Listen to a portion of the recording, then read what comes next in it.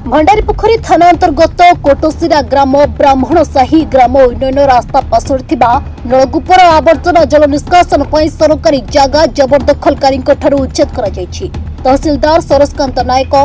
ग्राम्य उन्नयन सहकारी जंत्री मृत्युंजय महापात्र जल परिमल जंत्री भागीरथ दास दिवाकर साहू पुलिस सुरक्षा बल सहायता नलकूप ठारू जल निष्कासन नाल पर्यंत उच्छेद कर नाल निर्माण पथ परिष्कार कर जबरदखल जोगु ग्राम्य नलकूप असना जल में बुड़ी रही संपर्क में आवेदनकारी कोटोसिरा ग्रामर नारायण पाणिग्राही अनिल कुमार लेंका समेत बहु ग्रामवासी कोर्टर द्वारस्थ हो अभियोग करते नलकूप उपरे पानीय जल लगी निर्भर करुवा ग्रामर एही परिवार गुड़िक हाइकोर्ट में मामला रुजु करथिले।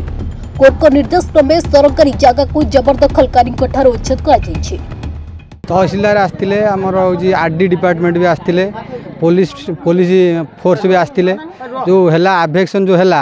जेहेतु आभेक्शनटा हो गला वो ठीक से किसी है जो आम ड्रेनेज में जो पानीटा निष्कासन हवा कथा सेटा किसी आमर सल्यूशन बाहरला ना खाली से माने गछ फच टे ये करदे गले आईटा जो आम ड्रेनटा ठीक भाव ये है आम सल्यूशन हेले आम जान ठीक खुशी हम